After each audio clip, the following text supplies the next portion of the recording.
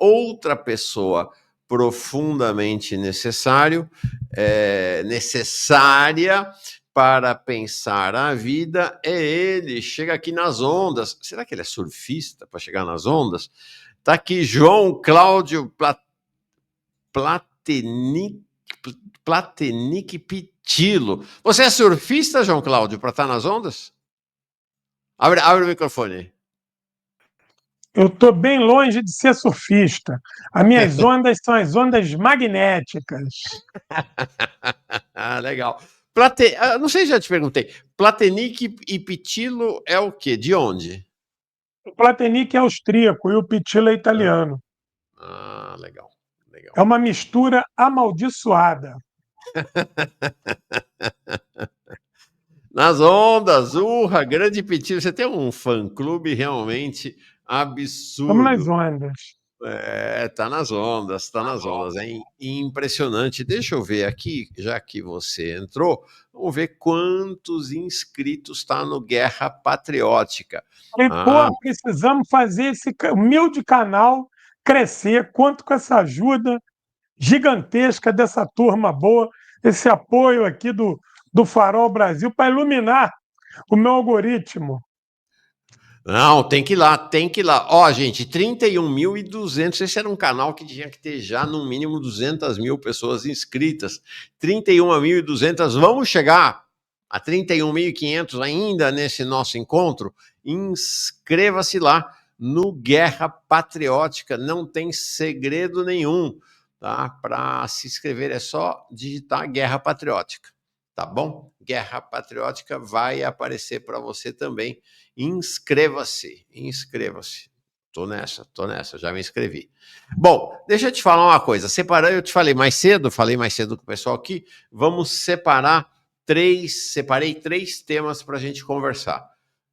Venezuela, Ucrânia e China. Vamos começar pela Venezuela. Trump deu uma declaração, não foi muito assertivo, né, se vai para a guerra efetivamente ou não, mas o cerco está se aprofundando, a Venezuela está botando a arma na mão do povo. E como é que você vê o cenário nesse momento aí da possibilidade de agressão em relação do imperialismo em relação à Venezuela? Querido Mauro e companheiros do Farol Brasil, bom dia. Vamos nessas ondas aí que mostram, né, como é que a força do imperialismo ela se multiplica e tanto democratas quanto republicanos se alternam há quase 20 anos para tentar derrubar a Revolução Bolivariana. A Revolução Bolivariana ela é um processo que vai avançando, às vezes aos trancos e barrancos, porque tem hora que a Venezuela está praticamente só. E é lamentável que o Brasil, muitas das vezes, esteja de costas para a Venezuela também. E isso dificulta muito o enfrentamento que a Venezuela precisa fazer contra o imperialismo. Por quê? A Venezuela é acossada pelos paramilitares que são patrocinados pelos Estados Unidos na Colômbia. Hoje, o grande polo de mercenários é o Equador, também com grande fluxo de tráfico de drogas e que também fornece mercenários para desestabilizar a Venezuela. A Venezuela tem uma direita raivosa, violenta, também patrocinada pelos Estados Unidos. Nós sabemos o poder das guarimbas, né, daqueles piquetes violentos. A turma que é mais nova, eu deixo aqui a indicação para assistirem dois documentários. Um é Ponte Laguno, ou Puente Laguno, e o outro é A Revolução Não Será Televisionada. Esses dois documentários mostram como é que o processo da Revolução Bolivariana ela sofre ataques constantes desde o seu início. E a Venezuela é uma das experiências mais importantes que nós temos na América Latina depois das revoluções cubanas e nicaragüenses. É uma revolução que precisa ser olhada, tem as suas especificidades, e é óbvio que isso incomoda o imperialismo. O imperialismo, quando ele jurou que nunca mais ia ter uma revolução cubana no continente, ele vem se esforçando para cumprir isso. E a Venezuela é heróica. Por quê? A Venezuela, o Mauro, é um país petroleiro, é um país que não tem indústria, é um país que foi edificado primeiro no plantation, né, enquanto colônia espanhola, e depois, na ótica do imperialismo, se tornou um país que iria fornecer petróleo, só petróleo para as máquinas do imperialismo. E foi negado à Venezuela um mínimo de base industrializante. E hoje, né, no auge do século XXI, a Revolução Bolivariana tem que recuperar esse tempo perdido. São 200 anos de atraso. Não houve uma revolução industrial na Venezuela, não houve uma reforma agrária na Venezuela. Então a Venezuela está correndo atrás do prejuízo. É como se você tivesse que trocar o pneu com a bicicleta em movimento. Então, uma engenharia política, social e militar que a Venezuela faz e que tem dado certo, por quê?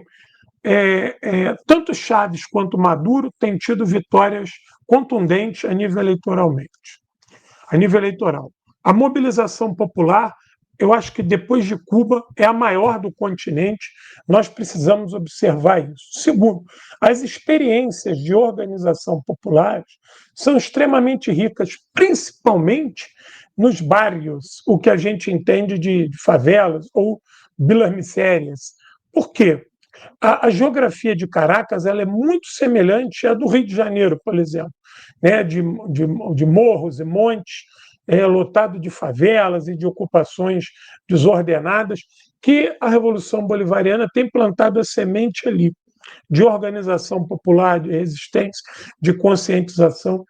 E desde que o imperialismo decidiu recrudescer as suas ações com a Venezuela saiu. A Venezuela tinha um IDH, maior do que o do Brasil. O IDH venezuelano era maior do que o do Brasil. E a Venezuela passou a amargar números muito ruins de desenvolvimento econômico, porque a sua economia foi praticamente sitiada pelos Estados Unidos. E graças às parcerias, né, a Venezuela tem rompido esse isolamento e tem avançado. A economia venezuelana voltou a crescer, esses índices sociais e econômicos também voltaram a crescer. E não tem uma coisa que mais odeia o imperialismo, que é a resistência que os países fazem à sua guerra econômica. Porque você resistir militarmente aos Estados Unidos é uma coisa. Agora, você resistir à guerra econômica dos Estados Unidos, isso é inadmissível para o Washington. A Rússia tem feito isso, Cuba, com muita dificuldade, tem feito isso, a China fez isso durante muitos anos, até antes da sua economia ser pujante como hoje, né? E a Venezuela também tem conseguido fazer isso. Então, nós precisamos ser solidários à Venezuela, nós precisamos entender que a Venezuela hoje é um dos maiores focos de resistência anti-imperialista do continente, e é óbvio que Donald Trump tentará, de todas as maneiras, desestabilizar a Venezuela a partir de ações externas, né, mas que encontram ressonância nos setores reacionários internos. Diretamente a sua pergunta, se eu acredito em uma invasão dos Estados Unidos à Venezuela. Não descarto. Contudo, não acredito que o estágio atual fortaleça esse tipo de coisa. Agora, ações de guerra híbrida, ações assimétricas, operações psicológicas, acosso, isso, obviamente, os Estados Unidos vai fazer. Vai manter o governo e a sociedade venezuelana sob forte tensão, porque a ideia é você criar cisão, criar desânimo, criar medo. Se tem uma coisa que mata primeiro na guerra, primeiro do que a bala, é o medo. O medo te mata. Por quê? Você fica congelado e não reage. Nos estudos que nós fazemos sobre história militar, o pavor, o pânico, ele te impede de reagir. E a sua reação pode ser a de confrontar o inimigo, como pode ser de se abrigar, pode ser de fugir. Ou seja, a sua reação, seja qual for, ela permite que você sobreviva. E se você ficar em pânico, congelado, você morre. Então, essas ações que os Estados Unidos têm feito nos últimos dias, elas são ações que tentam levar pânico ao governo venezuelano e à população venezuelana. E mais, tenta comprometer as relações venezuelanas com o continente. E é lamentável, volto a dizer aqui, é lamentável que o Brasil tenha dado declarações muito tímidas sobre a solidariedade com relação à Venezuela. Eu lamento que, nesse ponto, o Itamaraty, que se orgulha de ter uma diplomacia ativa e altiva, esteja tão apagado com relação à Venezuela, e o vacilo começou nas eleições. Verdade. O João Cláudio, deixa eu te perguntar uma coisa. Do ponto de vista geopolítico, a Venezuela tem relações estratégicas tanto com a Rússia quanto com a China. Ela tem um Sim. acordo de fornecimento de petróleo para a China, que é um acordo para 30 anos, se não estou enganado. Então, ela tem um papel importante, inclusive, na estrutura, na matriz energética chinesa. Como é que você prevê a posição de Rússia e China com o agravamento, a deterioração da relação com o Império? Olha, no último governo Trump, ele falou textualmente que iria invadir a Venezuela. Ele deu os sinais de que iria invadir no último governo dele. E tanto Rússia quanto China mandaram para a Venezuela unidades especiais, de tropas especiais, e essas tropas elas estavam muito ligadas à guerra eletrônica e principalmente à montagem na Venezuela de um grande aparato de comunicação e vigilância. Então, hoje, na Venezuela, essas pequenas unidades chinesas e russas, elas operam como se fosse se a Venezuela se tornasse um grande centro de telemetria, né, de estudo e captação de informação. E isso tem municiado China e Rússia com informações sobre o trânsito de aeronaves e de embarcações estadunidenses na região. Os Estados Unidos sabem que um desembarque, como foi na Baía dos Porcos, isso não vai acontecer na Venezuela, que isso não vai dar certo. Você vai precisar de grande bombardeio, você vai precisar calcinar os centros estratégicos venezuelanos para você conseguir ter uma cabeça de praia ali. Por isso que eu não acredito numa operação militar agora, porque isso seria um ônus muito grande para Trump e isso desestabilizaria toda a região, levando, inclusive, a uma solidariedade à Venezuela automática do povo latino-americano, e isso poderia, inclusive, suplantar governos titubeantes que hoje já estão no bolso dos Estados Unidos. A ação russa e chinesa na Venezuela acontecem desde então. Agora, há uma mensagem equivocada que as pessoas pensam que a China e a Rússia são países irresponsáveis e que também são polícias do mundo, que devam entrar em confronto com os Estados Unidos para salvar a Palestina, para salvar o Brasil. Isso não vai acontecer. As ações de Rússia e China na Venezuela são ações preventivas.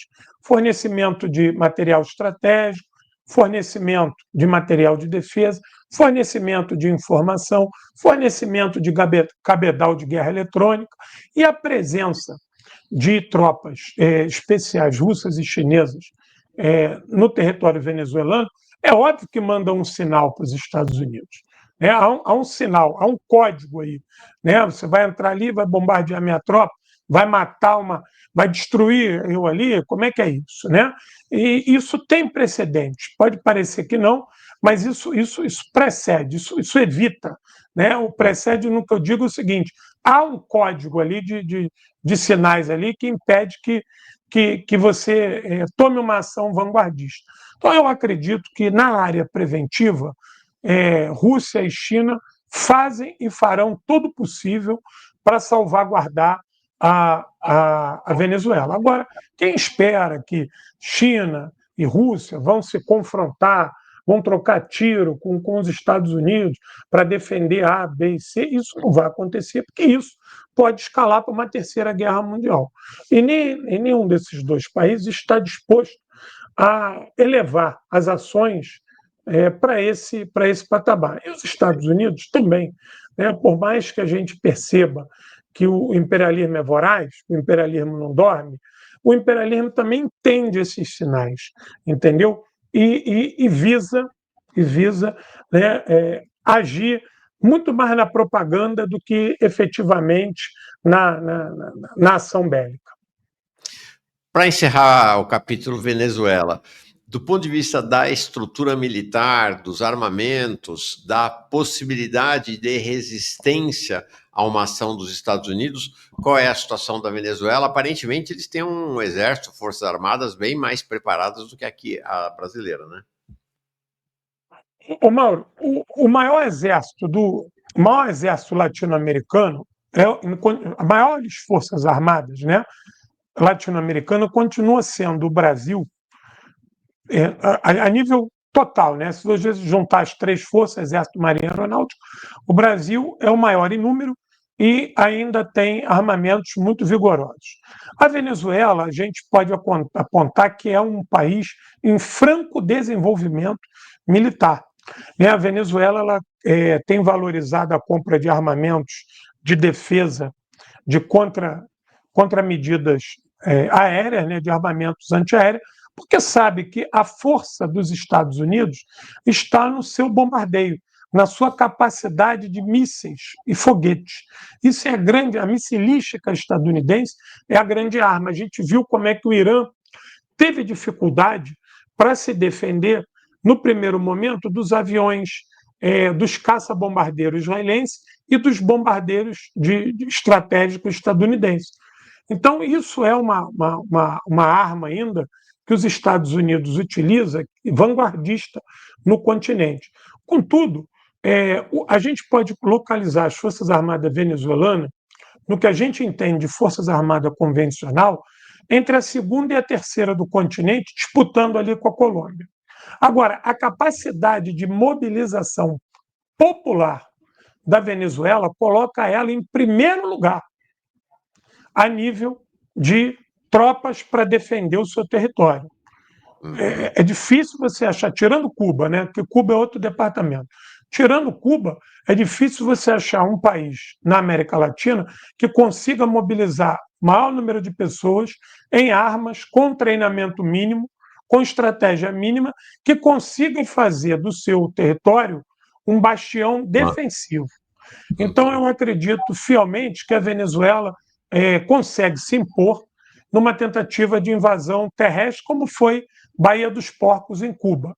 E, a nível estratégico, a Venezuela ainda, digamos assim, ainda engatinha nisso, mas ela caminha para se tornar o país militarmente mais poderoso do continente. O plano de finalização venezuelano do seu primeiro escudo de defesa aérea é nos próximos 10 anos. Então, nos próximos 10 anos, você vai ter uma Venezuela, digamos assim, com a sua capacidade de reagir a esse tipo de ataque aéreo estadunidense maior do continente. Porque o Brasil também tem uma capacidade mediana nesse nível.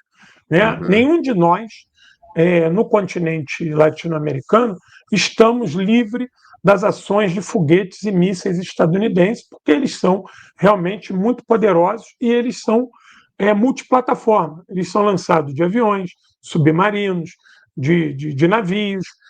Então, é difícil você ter contramedida para isso tudo. Mas a Venezuela caminha para, na próxima década, ser uma potência militar. Perfeito. Legal. Vamos virar a página de Venezuela, vamos falar de Ucrânia e Rússia. Rússia e Ucrânia. Cara, é o seguinte, quando entrou o Trump, e aí ele e o Putin começaram a dialogar, parecia que a coisa, ia resolver. Em mais um mês acabava a guerra da Ucrânia, não deu nada certo. parece que a situação, inclusive, vem se deteriorando ali na guerra. Como é que está? E a gente tem feito, né? Toda vez que você vem aqui, a gente tira o pulso, né, da guerra da Rússia e Ucrânia. Eu queria tirar o pulso de novo e olhar seu cenário de momento da guerra. Ô, Mauro, parece um chavão que eu vou falar, né? Mas na última vez eu usei esse mesmo texto. A Rússia segue avançando. A Rússia segue avançando dentro do território ucraniano, segue conquistando e segue diminuindo o mapa ucraniano e alargando as suas fronteiras. Contudo, a Europa tenta preparar uma grande armadilha para a Rússia, uma grande ratoeira, que é o envio das supostas tropas de garantias de paz para a Ucrânia. Isso me preocupa, o Mauro, porque a Rússia já disse que isso será intolerável. E a Europa, ela vai mandar esse material, mandar essas tropas, esses armamentos, com base na soberania ucraniana do que restar do seu território. E isso pode ser, digamos assim, uma centelha que nos leve a um conflito maior. O que eu acho absurdo é que a Europa parece tutelar o Zelensky e não permitir que ele, enquanto presidente da Ucrânia, negocie o destino da Ucrânia. Porque seria extremamente vantajoso que Vladimir Putin e Volodymyr Zelensky sentassem à mesa e conversassem sem prepostos, os dois. E já há o convite do Putin para que Volodymyr Zelensky vá a Moscou. Antes que alguém fale assim, pô, João, mas por que ele tem que ir a Moscou? Veja, nós tivemos o acordo de Minsk I e II, que foram traídos pelos europeus e pelos ucranianos. Os ucranianos assinaram aquela paz, aquele acordo na Turquia em 2022 e depois rasgaram sob a chancela do Boris Johnson. Então, vejamos, os russos já foram enganados 3 vezes.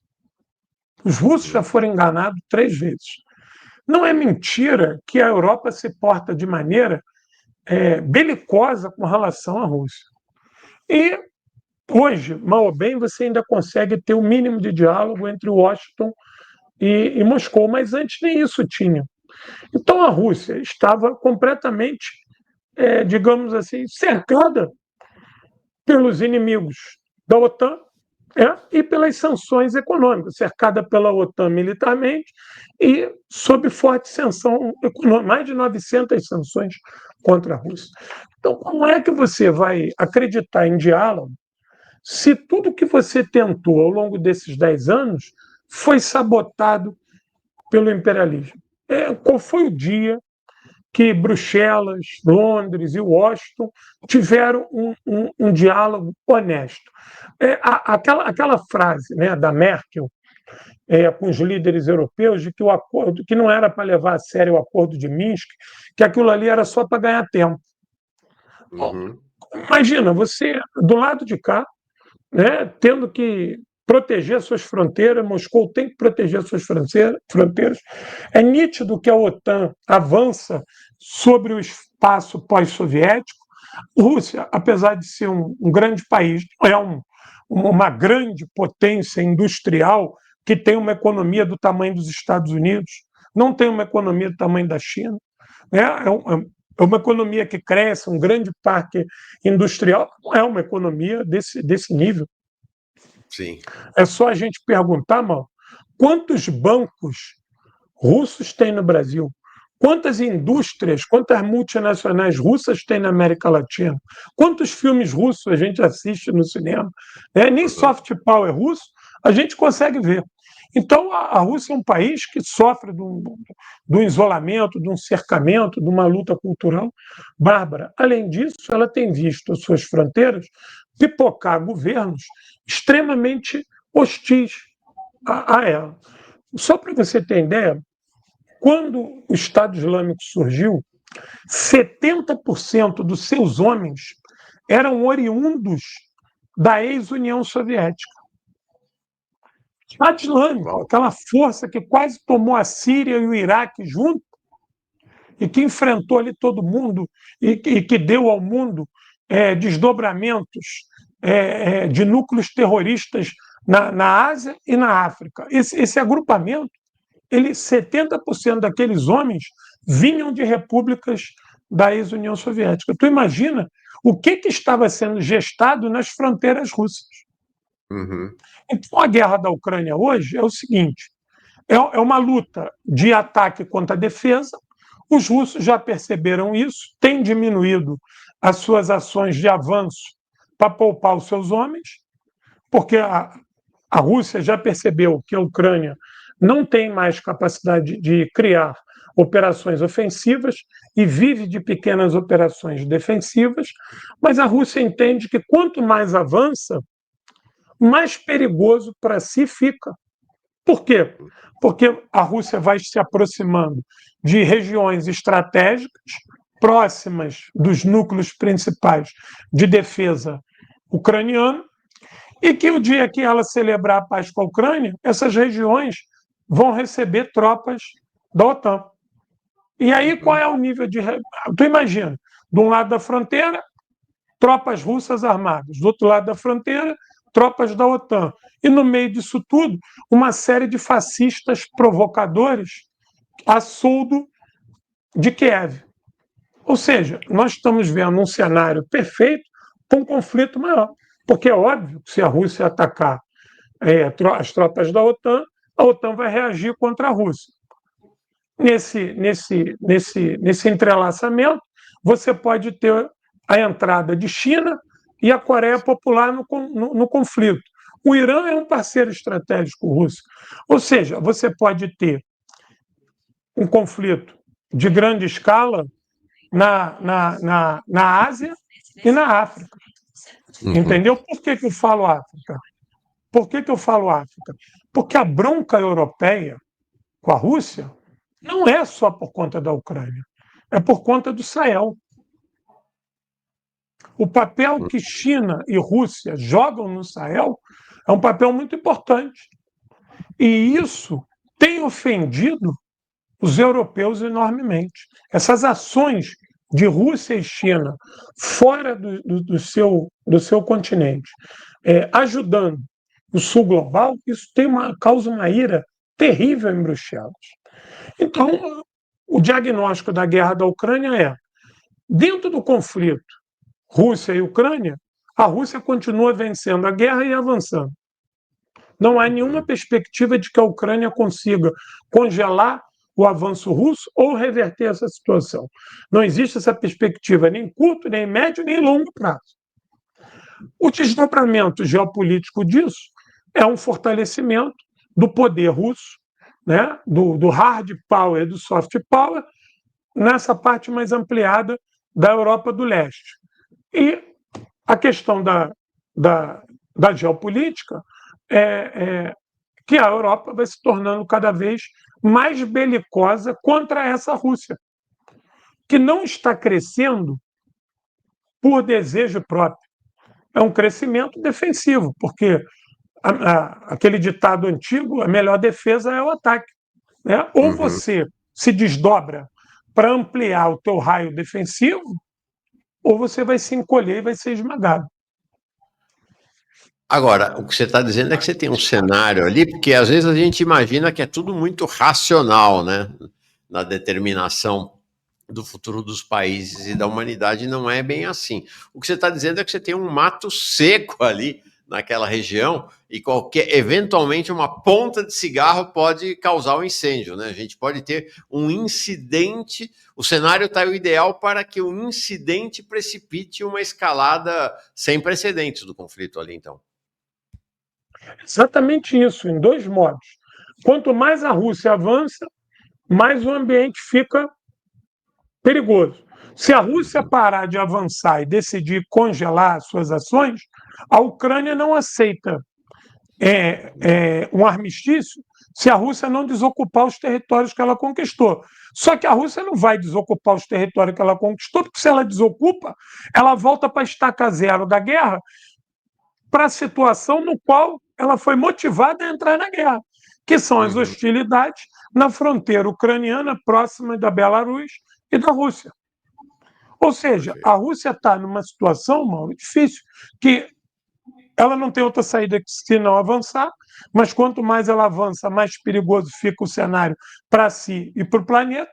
E se ela recua, ela volta para um estágio de acosso. E se nós olharmos para os outros países do leste, eles estão cada vez mais reacionários contra a Rússia. Geórgia, Sérvia, Moldávia, Romênia. O que acontece nesses países? Estados bálticos, Polônia. Qual o papel desses países contra a Rússia? Se a gente esquecer, vamos esquecer que a Rússia atacou a Ucrânia em 2022, vamos esquecer isso. A relação da Rússia era boa com esses países? Esses países tinham uma relação justa e fraterna com a Rússia? Não. Será que a gente esquece o que foi a Euromaidan? Será que a gente esquece o que são essas revoluções coloridas no leste europeu? Você pode ver que, curioso, toda a revolução colorida que contaminou o leste europeu emergiu governos extremamente reacionários, alinhados com a Europa e belicosos contra a Rússia e odiosos ao sul global. Isso é um padrão. Isso é um padrão.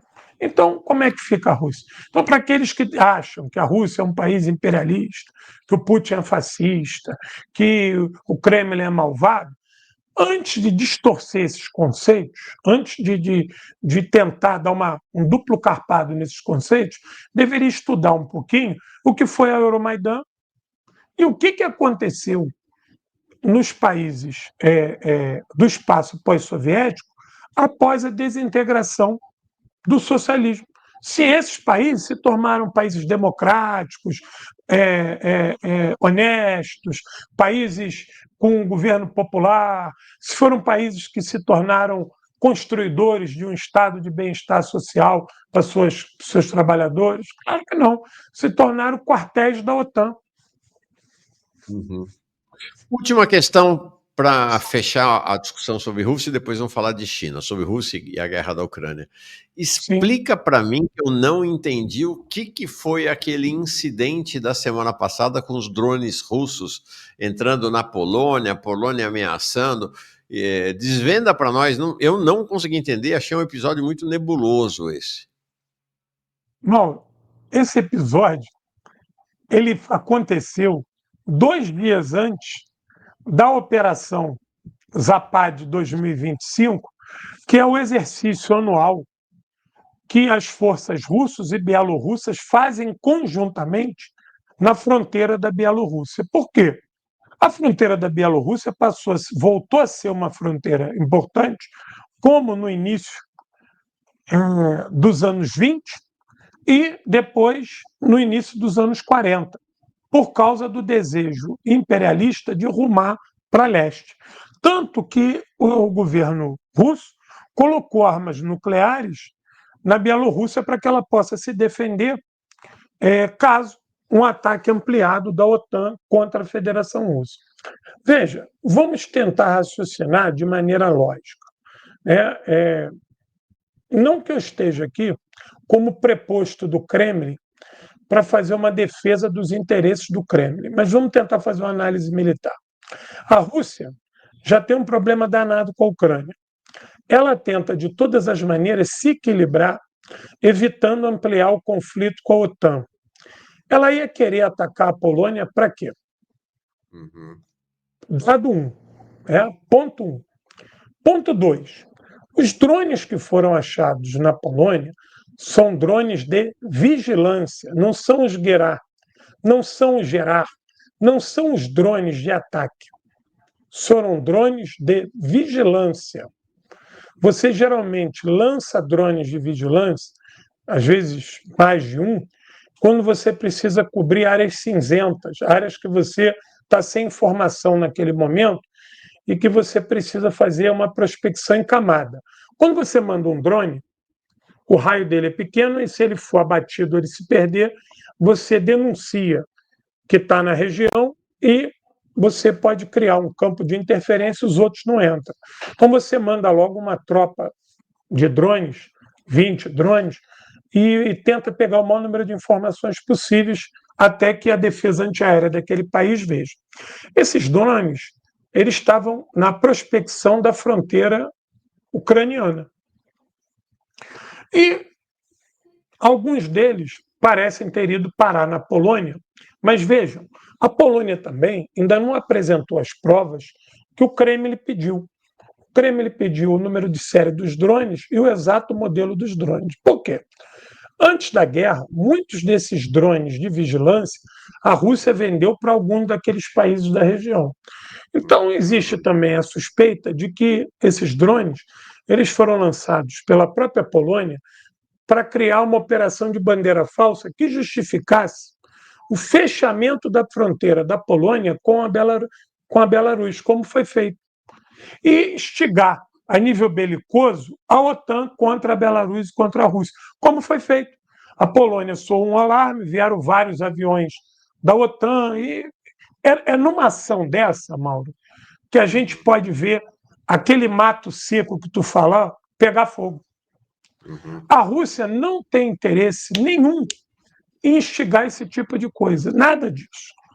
Existe também a suspeita de que esses drones não tenham saído da Rússia, porque esses drones eles têm autonomia de 700 quilômetros. E segundo a leitura do GPS polonês, né, esses drones vieram da Rússia, só que a linha de fronteira russa está a 1.000 quilômetros da Polônia. Então, esse drone de vigilância, que tem 700 quilômetros, ele não chegaria. Aí alguém podia falar assim, mas eles vieram da Belarus. Não, a própria Polônia diz que eles não vieram da Belarus. A própria Polônia fala isso, que eles vieram da Rússia. Só que a fronteira russa mais perto da Polônia, está a 1.000 quilômetros. Seja na sua relação com a Belarus, seja na sua relação com a Ucrânia. As linhas russas na Ucrânia.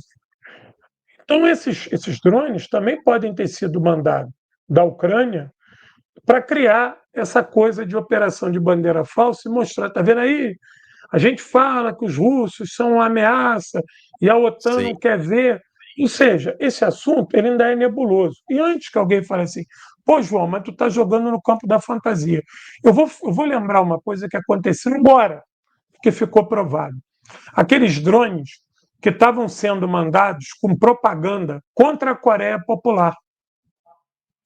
E que agora aquele presidente que tentou dar o golpe de Estado na Coreia do Sul, ficou provado que ele queria criar uma guerra, os documentos da própria turma lá que depois o presidente mostra isso, que ele preparava uma guerra contra a Coreia para se consolidar no poder.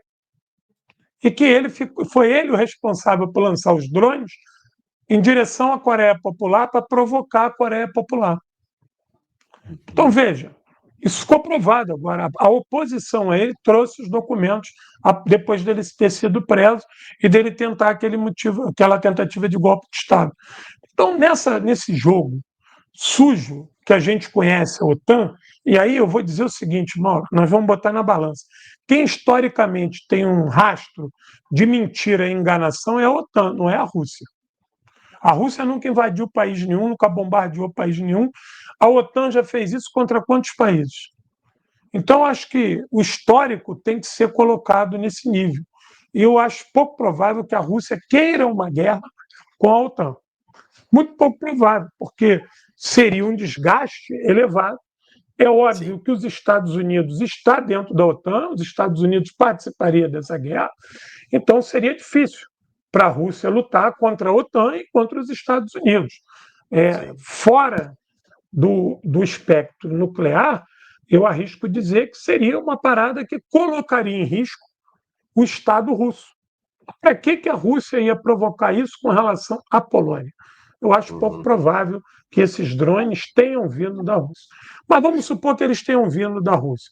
A explicação mais plausível veio da própria Belarus, que esses drones estavam em operação dentro da Ucrânia e, ao receberem a contramedida, que é o embaralho do seu contato magnético, da sua informação, que eles tenham se perdido e podem ter ido parar inadvertidamente dentro da Polônia.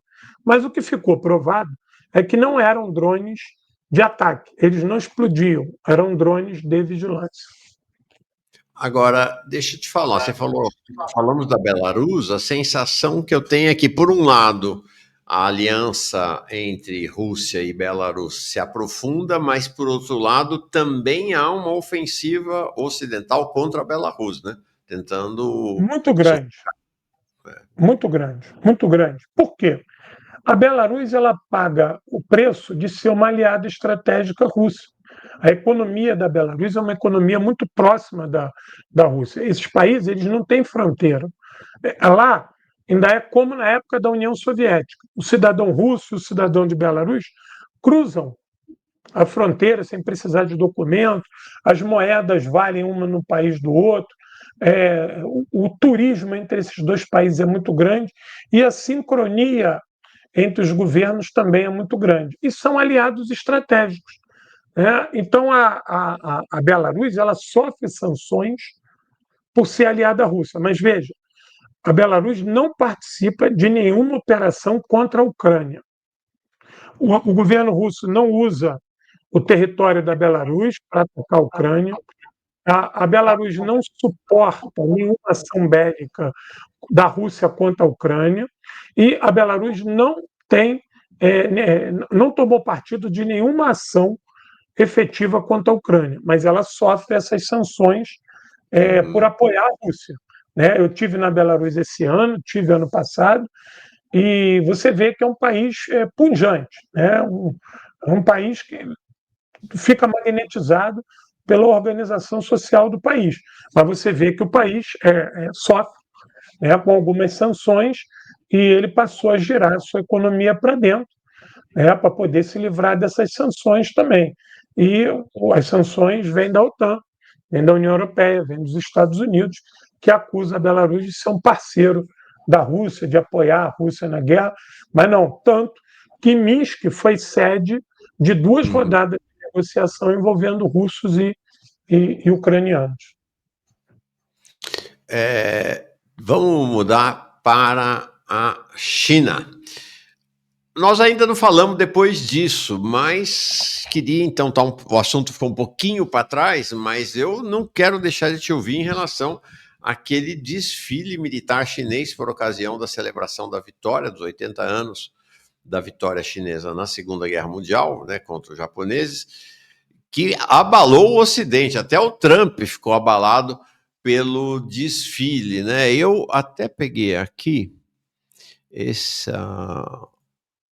Aqui, ó.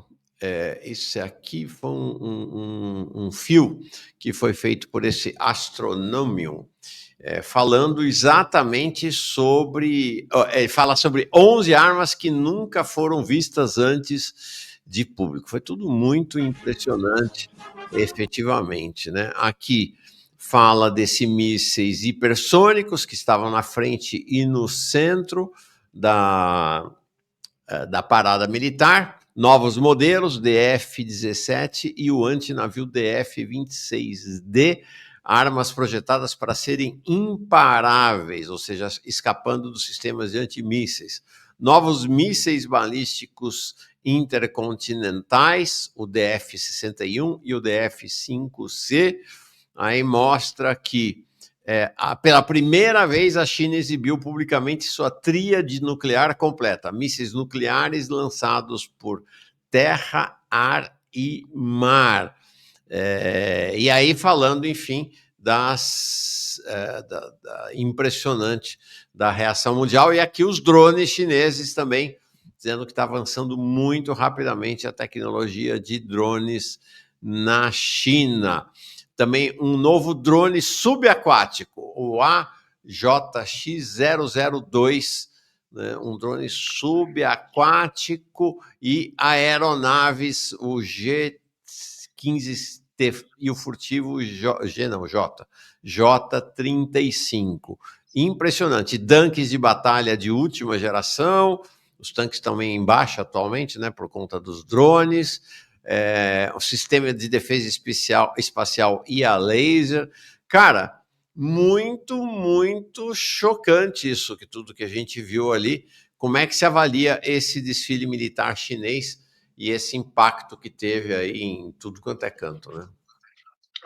Mauro, a doutrina militar chinesa, ela se concentra em dois parâmetros. Primeiro, suplantar estrategicamente todas as armas do Ocidente. Ou seja, a China hoje ela tem capacidade de acertar as principais capitais da OTAN, da mesma capacidade que essas capitais tinham de acertar a China. Então a China hoje ela compete de igual para igual no primeiro momento. No segundo momento, a China, ao desenvolver essas armas estratégicas supersônicas ou hipersônicas, a China tomou a dianteira. Ela não só se igualou, como ela ultrapassou as principais forças armadas ocidentais com a sua missilística. Por que a China desenvolveu mísseis e focou nisso? Porque a China entende que a sua fronteira oriental, banhada pelo Pacífico, será o palco de um grande confronto no futuro. A China parece ter certeza de que a próxima década ela precisará lutar pelo Pacífico e pelas rotas do Pacífico. E ela entende que essa guerra ela vai ser uma guerra no Pacífico. Ela vai ser uma guerra aeronaval. E a quantidade de porta-aviões que o Ocidente é capaz de mobilizar pode ser algo complexo no intento de defender as suas áreas limítrofes. Então, os mísseis seriam a maneira mais segura de você inviabilizar esses porta-aviões e você evitar que o Ocidente tenha um ganho estratégico fechando o Pacífico. Porque o fechamento do Pacífico só seria possível se os Estados Unidos tivessem o predomínio aéreo. Ele tem bases no Alasca. O Estreito de Bering pode ser fechado a partir de uma ofensiva no Mar do Norte. E a entrada do Pacífico em direção à África também é um ponto estratégico para a China. É um corredor que a China, que é o chamado corredor de Madagascar, que a China tem muito interesse em cuidar. E os Estados Unidos têm, próximo ali, bases também que pode fechar esse corredor.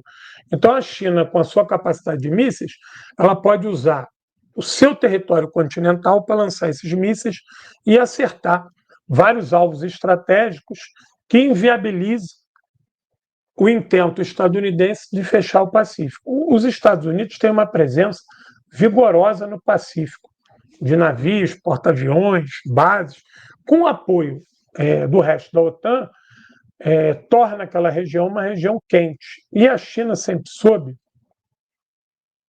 que uma hora ela teria que lutar por essa região. Ela sempre soube disso, que essa região não ficaria em paz durante muito tempo. É óbvio que ela conta com a parceria russa, conta com a parceria do Irã, conta com uma série de parceiros.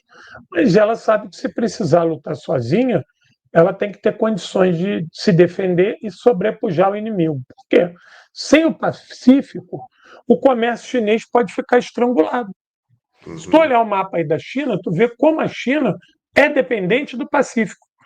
Quando ela quer estruturar o cinturão e a Rota da Seda, é justamente para vencer, né, essa dependência que ela tem do Pacífico para escoar a sua produção, não só escoar a sua produção, mas também para receber suas mercadorias. Então, o vigor militar chinês visa proteger o Pacífico, evitar que o Pacífico seja fechado e a capacidade chinesa de atacar as principais capitais inimigas do mundo, inviabilizando assim que eles conseguem se organizar para se juntar contra a China. Ou seja, estrategicamente, a China acredita que se ela atacar primeiro Paris, Paris vai ficar numa situação tão difícil que ela não consiga se organizar, que a França não consiga se organizar devido ao estado de calamidade para poder atacar a China. Então, a China ela conta com algo rápido e poderoso para causar confusão na retaguarda do inimigo. Agora, essa essa exibição que a China faz e que levou até uma manifestação do Trump, né, é suficiente já para peitar os Estados Unidos? Já há muito tempo. A China já tem poder para enfrentar os Estados Unidos de maneira convencional no Pacífico há muito tempo. Por quê? Veja, mano, se você tem uma quantidade grande de mísseis que você consegue disparar do teu continente, do teu território, você consegue também ter contramedidas, porque você vai receber os mísseis inimigos, e os mísseis inimigos, pelo menos dos Estados Unidos, ele vem de plataformas que estão no Pacífico. Né? E eu estou falando de uma guerra convencional, não de armas nucleares. E é óbvio que quando você atrai esses mísseis para dentro do teu território, você vai usar suas contramedidas, as famosas contrabaterias. Só que dentro do teu espaço territorial, essas contrabaterias costumam ser vigorosas e mais facilmente reorganizadas e reabastecidas. Isso, em bases estadunidenses, você não consegue ter essa dinâmica tão assídua. Você vai precisar reorganizar a tua defesa e receber a todo momento suprimentos que vêm dos Estados Unidos. Então, a China hoje ela é capaz de saturar a capacidade ofensiva estadunidense no Pacífico. Veja, eu falo de saturar, eu não falo de vencer. Né? Você leva essa capacidade ofensiva à sua operação máxima, que ela não consiga a partir daí. Vou dar um exemplo do que seria isso. Israel, quando não aguentou o ataque iraniano, pediu ajuda a todo mundo. Israel não estava derrotado, mas não tinha mais condição de se defender do Irã. Mas daí que Israel estava derrotado? Não. Mas ele já não tinha mais condição de se defender. É isso. A China é capaz de levar os Estados Unidos hoje, no Pacífico, a um esgotamento da sua capacidade ofensiva e, de repente, a fugir de lá sem conseguir se defender. Sim. Agora, havia uma ideia de que a chave disto, e no governo Biden parecia que se caminhava, de fato, para que este desenlace fosse por ali, seria em Taiwan. Você acha que mudou o cenário? Não. Ô, Não? Mauro, eu espero estar muito errado, mas eu acredito que a próxima década nós vamos ver um confronto naquela região, não só por Taiwan, mas por todo aquele corredor do Mar Amarelo, do Mar Chinês. E eu vou te dizer uma coisa: o Japão joga um papel preponderante para que esse conflito aconteça. O Ah, Japão sim? hoje patrulha junto com os Estados Unidos o Estreito de Bering. O Japão participa de operações de fechamento da desembocadura do Mar do Norte. Ou seja, eles treinam isso a cara larga, o estrangulamento do Ártico para evitar o trânsito de mercadoria russa e chinesa na região. Vão começar agora as operações da Coreia do Sul e do Japão. O que a Coreia do Sul e o Japão treinam conjuntamente? Um ataque e um desembarque na Península Coreana, da Coreia Uhum. Popular. Tu imagina, tu tá ali na Coreia, aí tu sabe que dois países inimigos ao seu estão treinando ali do lado como é que vão desembarcar e tomar o teu país. Então isso eleva a temperatura a um nível alto, nível bem alto. É óbvio que o Taiwan vai ser o pulo da discórdia, não tem a menor dúvida. Não porque Taiwan é estratégico, é necessário, é poderoso. Aquilo ali é só mais uma ilha. O problema é que, no grau de recrudescimento das relações, os Estados Unidos vai querer transformar Taiwan numa Filipinas, numa Guam. E aí a China vai, com certeza, estourar o seu limite, a sua paciência estratégica, e isso vai levar a um conflito na região. Países que já atuam como proxy, você vê que a relação Austrália e China está sempre marcado pelos Estados Unidos. A relação Japão e China está sempre marcado pelos Estados Unidos. A relação Filipinas e China marcada pelos Estados Unidos. Tailândia e China marcado pelos Estados Unidos.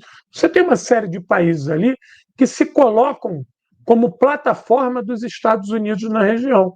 E, obviamente, que a paciência chinesa, uma hora, vai se esgotar. Hoje, esses países não têm capacidade para causar nenhum dano na China. mas esses países podem participar de uma operação de fechamento do Pacífico. Aí a China vai ter que agir, porque, imagina, nós vimos no século retrasado como é que os portos chineses foram tomados por potências imperialistas e a China Uhum. foi esquartejada. Né? A China perdeu a sua autonomia pelo cercamento dos seus portos, capitaneado pelos ingleses. Então, é perigoso isso, e a China trabalha para isso. A China, o Mauro, no ano passado, nesse mesmo desfile, o presidente Xi Jinping falou assim: temos que nos preparar para a guerra. Ele não Uhum. falou precisamos nos preparar, temos que nos preparar para a guerra. A China sabe que a guerra é o futuro, ela sabe disso. Agora, tem uma questão ainda sobre o desfile que chamou muito a atenção, que é normal, né? Xi Jinping e Putin, mas o destaque que o Kim Jong-un teve, né? Foi realmente muito impressionante o destaque que ele teve durante a reunião, todos os demais presidentes e tal, atrás dos três. Que movimento é esse em relação à Coreia do Norte? Mauro, olha aqui, eu vou combinar uma coisa com você. Hein? Eu Combine. vou entrar no Farol Brasil ao vivo de Pyongyang. Não acredito. Tá Ao combinado. vivo de Pyongyang. Você pode me cobrar isso, hein? Nós Quando vamos você falar vai ao para lá? vivo de Pyongyang. Em breve, eu vou te mandar os detalhes na coxia. Em breve. Em breve nós Ótimo. vamos ter um Farol Brasil ao vivo de Pyongyang. Pode me cobrar isso. Por que Maravilha. Tá isso? marcado. Fala. Por que isso? A Coreia, né, a Coreia ela tem mudado o seu modus operandi no que tange a sua diplomacia. A diplomacia da Coreia Popular ela se tornou mais pungente. Por quê? A Coreia precisa respirar. Ela está há muito tempo sofrendo bastante com as sanções. E a Coreia está se tornando um país de jovens. Um país de jovens. E essa juventude é uma juventude extremamente moderna, conectada, inteligente. É o que tem de melhor do processo revolucionário coreano. E essa juventude está capitaneada no seu líder. Kim Jong-un é um líder jovem. Uhum. E ele sabe que para romper o cerco causado pelo imperialismo, ele precisa estar próximo da Rússia, ele precisa estar próximo da China, ele precisa estar próximo do Irã, ele precisa estar próximo da Belarus, do Vietnã, de Cuba. Inclusive, eu tive no início do ano na Embaixada da Coreia em Brasília, num evento, e o embaixador coreano falou com a gente, falou, olha, o Brasil tinha ótimas relações com a Coreia, nós tínhamos um comércio bacana, de repente tudo acabou. O Brasil parou de vender para a Coreia. E o embaixador falou para mim: nós não devemos nada ao Brasil, tudo que compramos, pagamos, amamos o Brasil e queríamos voltar a ter comércio com o Brasil. E temos para fornecer ao Brasil grande know-how na área tecnológica. Uau. Nós temos para oferecer ao Brasil uma cesta de produtos na área tecnológica que o embaixador falou que o Brasil não tem, que nós podemos ajudar o Brasil a ter segurança e autonomia na área cibernética. Então, o Brasil não Agora, vou. vamos combinar, né? Isso aqui é um sinal também, nenhum, nada contra os coreanos, nem menosprezando os coreanos, mas isso é o sinal da encrenca na qual a gente se meteu, né? Da lama em que o Brasil está metido, né? Para a Coreia do Norte está oferecendo tecnologia, enquanto o Brasil só exporta gado, só exporta soja, só exporta milho, petróleo, minério. Impressionante. Isso Ô, fala sobre a Mauro, Coreia e fala sobre nós também, né? Mauro, a Coreia, o Irã, a China, esses países, até os anos 80, eram países pobres. O PIB do Brasil era maior que o PIB chinês em 1980, Mauro. Em 49, quando a China fez a sua revolução, a China era um dos países mais miseráveis do mundo. O Brasil já era um Brasil que estava se industrializando. Mauro. Uhum. Nós perdemos o trem da história. Nós perdemos o trem da história. Aquela história que a gente brinca que um trem, tem aquele trem que só para na tua estação uma única vez. O trem aqui para toda hora e toda hora o trem vai embora. entendeu? É uma coisa lamentável quando a gente vê o governo Lula comemorando que vende soja, vende milho, vende gado, vende carne, é uma comemoração por isso. Eu acho que isso seria legal, há 100 anos atrás. Então nós Uhum. estamos atrasados. Nós estamos atrasados, nós temos alguns polos de avanço tecnológico, mas nós precisamos universalizar isso. E aí a gente vê a Coreia, que ao contrário do que se pensa, que é um país atrasado, um país que tem se conectado com a Rússia, com a China, com a Belarus, com o Vietnã, com Cuba, com a Venezuela, tem se conectado, tem respirado. E olha, quando o presidente Lula fala que as relações comerciais têm que ser pragmáticas, eu também acho que sim, mas elas não podem ser com base na soja e no boi. Elas podem ser pragmáticas também na base do chip, da internet, do 4.0, da tecnologia. Eu também acho que pode ser nisso. Eu acho que a gente tem que começar a transformar o boi em computador, a soja em microchip. Nós precisamos. Chama essa turma do agro e fala para o cara: meu irmão, tu gosta de boi e tal, tudo certo? O Estado vai aqui, vai te chamar aqui, ó. O Plano Safra, agora metade dele é para quem quer criar parque tecnológico. Uhum. Tu quer continuar ganhando dinheiro, malandro? Tu bem, vai ganhar. Agora tu tem que fabricar microchip, tu tem que fabricar CI, tu tem que fabricar fibra ótica, tu tem que fabricar drone. Não adianta. Boi é legal, mas não dá mais. Uhum, é isso aí. E aí, voltando então para a Coreia, você estava falando desse, né, fizemos esse parênteses, vamos dizer assim, né, desse seu encontro lá e falando sobre essa pujança norte-coreana da Coreia Popular, né? Pois é, a Coreia ela se abriu, ela se conectou com a China, com a Rússia, então ela foi se tornando um país extremamente moderno. Você recebeu aqui o Lucas Rubio, e a turma Uhum. que puder ir no Ele canal do vem aqui essa Lucas, semana ainda. ele vem aqui essa semana, pede Vem. para ele passar as imagens, irmão. Como é Pyongyang, como são as principais cidades da Coreia. É uma coisa absurda. Claro, eles têm a particularidade deles, eles têm a cultura deles, que às vezes pode parecer um tanto esquisito para a gente, um tanto diferente, mas nós temos que aprender que cada lugar é um lugar, cada lugar é uma lei, cada lei é uma razão, e eu sempre respeitei. É assim que o Racionais canta. Então, a gente não pode Uhum. achar que o nosso padrão, aqui o Brasil, a gente sai de bermuda, de chinelo, toca pagode, dá cambalhota, toma cerveja, que isso é o padrão mundial. Em outros países, as pessoas se portam de outra maneira. E eu acho que a unidade de medição de uma sociedade para outra é a sua paz social, o acesso à saúde, o acesso à educação, o acesso a saneamento básico.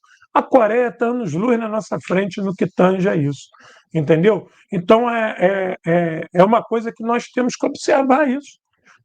A construção de casa popular. A construção de casa popular lá não está entregue a banco, não está entregue lá a empresário, não. Lá quem constrói a casa popular é o Estado e o próprio povo.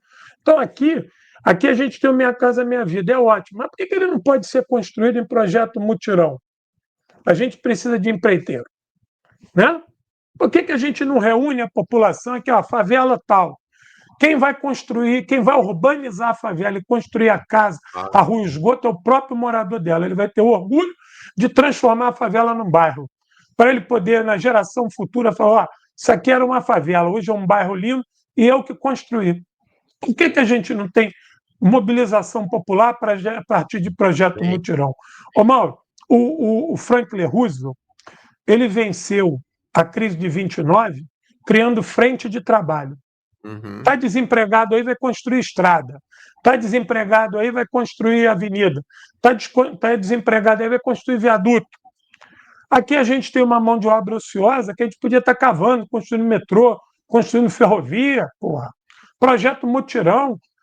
Aí você envolve o trabalhador na infraestrutura crítica, ele vai ser um defensor daquilo, e depois que o metrô estiver funcionando, o cara que foi peão, que cavou o metrô, vai trabalhar no metrô, vira funcionário do metrô, e agora ele vai fazer o trem andar. Tu quer orgulho melhor que isso? Do cara, Uhum. a mão depois se aposentar e falar assim: eu botei o trilho e operei o metrô. Porra, isso tem um poder gigante, rapaz, de Claro. mobilização. Como é que a gente tem um povo gigantesco, uma população sagaz, inteligente, e a gente não usa isso a nosso favor? Incrível. Ó, falando aqui da Coreia, você já tinha falado, além da questão da pujança econômica, um lugar absolutamente estratégico, né? A Coreia do Norte serve como um tampão a uma eventual ofensiva estadunidense via Coreia do Sul, né? Claro, com certeza. Os Estados Unidos têm base na Coreia do Sul, faz exercício anualmente simulando o ataque à Coreia Popular e alimenta essa divisão entre os dois países, né? Porque, veja, Mauro, no final da Segunda Guerra Mundial, ficou acordado que a União Soviética e os Estados Unidos iriam se retirar da Península Coreana. Uhum. A União Soviética cumpriu a parte do acordo. Os Estados Unidos nunca saiu da Coreia. Está lá desde 1941. Desde 1941 está lá. A União Soviética saiu de lá. Todas as bases, toda a ocupação chinesa no Sudeste Asiático, ela acabou sendo coberta por bases estadunidenses a partir da Operação Colombo. A ideia Uhum. dos Estados Unidos era suprimir o colonialismo francês, inglês e holandês na região, ocupando o espaço que o Japão tinha que o Japão tinha tomado dessas forças colonialistas. O colonialismo francês, inglês e holandês foi posto para correr daí pelo Império Japonês. Quando o Império Japonês foi derrotado, o medo dos Estados Unidos é que o colonialismo voltasse ou que esses países fizessem algum movimento nacionalista e se tornassem autônomos. Então, a Operação Colombo foi para ocupar esses espaços. E aí você vai ter uma série de guerras. Guerra da Coreia, Guerra do Vietnã, Laos, Camboja, Birmânia, a guerra em toda a região do Sudeste Asiático, se desdobrando, inclusive, para a Oceania. Quem patrocinou isso? Os Estados Unidos. É isso aí. Só, deixa eu só te mostrar uma imagem aqui, que eu fiquei muito chocado com essa imagem. E falei, não, deixa eu mostrar para o Pitilo, que é um míssil chinês destruindo um meteoro que estava para cair no solo da China. Eu não acreditei no negócio desse. Olha isso aqui. Cara, inacreditável um negócio desse. Inacreditável. Muito fera, né? Muito Nossa fera. Senhora. Esse teste contra meteoros, isso aí não é novo. Isso não é novo. Isso aí tem duas coisas. Esse míssil, antes de se chocar com o meteoro, ele faz uma leitura e uma pesquisa interessante do meteoro.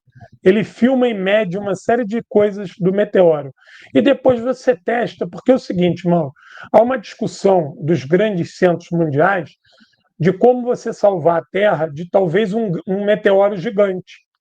Então, isso já é um treinamento, né? Como é que você evitaria o colapso da raça humana no planeta a partir de Uhum. você deter um grande meteoro. Então, há estudos sobre isso. Hoje, um grande meteoro capaz de ceifar a vida na Terra ainda não é detido, viu? Não é Uhum. detível. Né? Inclusive, a questão da arma nuclear, você não pode jogar um míssil nuclear num meteoro, porque se você não destruir o meteoro, você vai infectar o meteoro com radioatividade. Quando ele Uhum. chegar aqui, tu potencializa o ataque dele. Né?